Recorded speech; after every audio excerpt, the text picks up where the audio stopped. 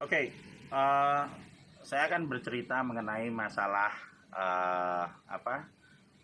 dalam tanda kutip wabah penyakit virus. Wabah penyakit virus. Sebenarnya definisi penyakit yang diakibatkan oleh virus itu apa? Definisinya adalah kalau misalnya ada salah suatu makhluk, gorila misalnya, gorila kena penyakit virus, maka gorila itu akan sakit. Seperti itu. Nah, sesudah nanti dia terkena penyakit virus, maka sama seperti orang sakit, kemungkinannya ada dua. Kemungkinan pertama, sakitnya parah sekali, kemudian gorilanya mati. Kemungkinan kedua, gorilanya bisa bertahan hidup. Karena gorilanya bisa mengembangkan energi yang cukup banyak, ya kan? Asupan energi yang cukup banyak sehingga dia bisa mengembangkan kekebalan sehingga badan dari gorila sendiri bisa melawan penyakit virus tersebut. Akibatnya apa? Gorilanya sembuh. Jadi kalau kita mau melihat seberapa ganas penyakit virusnya, itu simpel sekali kok. Dilihat aja dari berapa banyak sih gorilanya yang sembuh. Kalau banyak yang sembuh, ya berarti penyakit virusnya bisa ditangani. Tapi kalau misalnya banyak yang mati gorilanya, ya berarti dia memang ganas.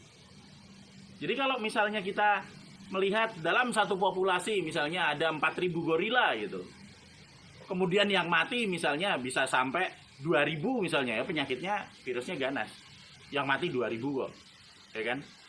Tapi kalau misalnya dalam satu populasi katakanlah ada 4.000 yang mati 40, nah berarti penyakit virus ini tidak seganas seperti yang diharapkan. Tidak semua penyakit virus ganas. Tidak semua penyakit virus membunuh.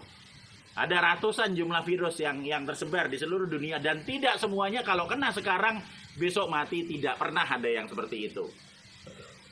Nah, itu yang pertama. Jadi kekebalan tubuh setiap makhluk hidup itu diberikan oleh Tuhan supaya kita bisa menghadapi penyakit yang ada termasuk penyakit virus.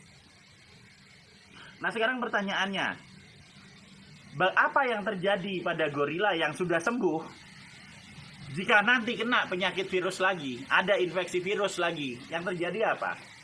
Yang terjadi, kalau gorilanya sudah pernah kena, maka ada yang namanya sel memori dan itu bertahan di dalam tubuh, dan begitu nanti ada virus datang lagi yang sama, maka gorilanya akan langsung mengeluarkan antibodi untuk melawan virusnya. Berapa lama? 24 jam, sekarang kena, besok kebal. Jadi gorila yang sudah pernah sakit, jika kena penyakit virus lagi, maka dia akan kebal. Nah pertanyaannya sekarang, apakah gorila yang sudah kebal masih mungkin kena lagi? Ini kita berbicara mengenai masalah analisa logika saja. Kalau misalnya manusia, saya bukan dokter manusia, saya dokter gorila. Kita harus bertanya pada diri kita sendiri, kalau kita sudah pernah kena penyakit flu, apakah mungkin kita kena virus flu lagi? 100% mungkin. Apakah gorila yang sudah pernah sembuh dari penyakit virus akan kena penyakit virus lagi? 100% yakin pasti akan kena lagi. Permasalahannya adalah kalau gorilanya kena infeksi penyakit virus lagi untuk yang kedua, ketiga, keempat, kelima, jika dia sudah punya imunitas sendiri yang ditunjukkan dengan keluarnya IgG, imunoglobulin G, maka gorila itu akan kebal dan dia tidak akan sakit. Jadi permasalahan dari wabah itu bukan dilihat dari seberapa banyak gorila yang kena infeksi virus, tapi dari seberapa banyak gorilanya yang sakit, seberapa banyak gorilanya yang sembuh. Nah kalau kita lihat kesembuhannya banyak, ya berarti bagus. Berarti apa? Satu populasi bisa mengembangkan kekebalan.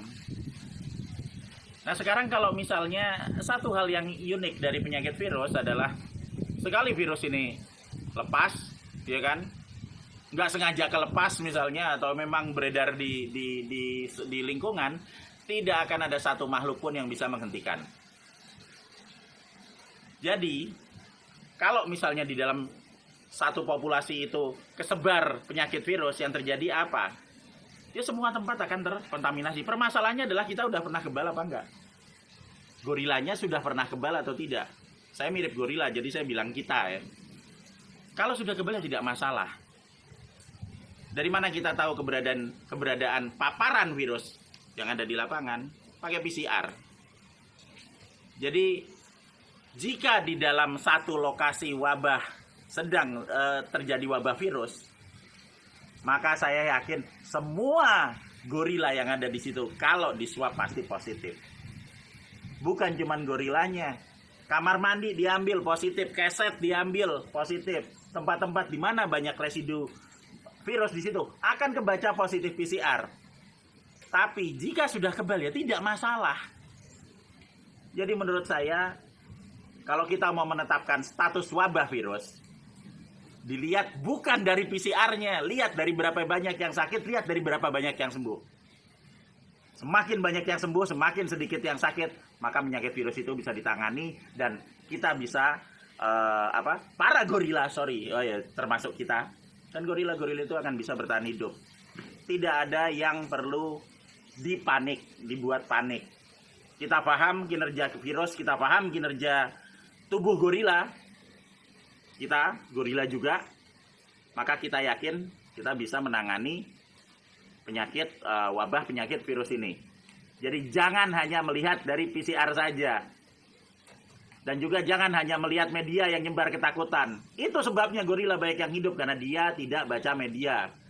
Gorila tetap akan bertahan hidup karena gorila nggak takut sama media, gorila nggak bisa ditakut-takutin, dan beberapa gorila bisa mikir bahwa paparan virus itu normal, PCR positif itu pasti normal di lokasi wabah virus, karena yang dipentingkan adalah berapa banyak gorila yang sembuh. Gorila bertahan hidup, apes together strong.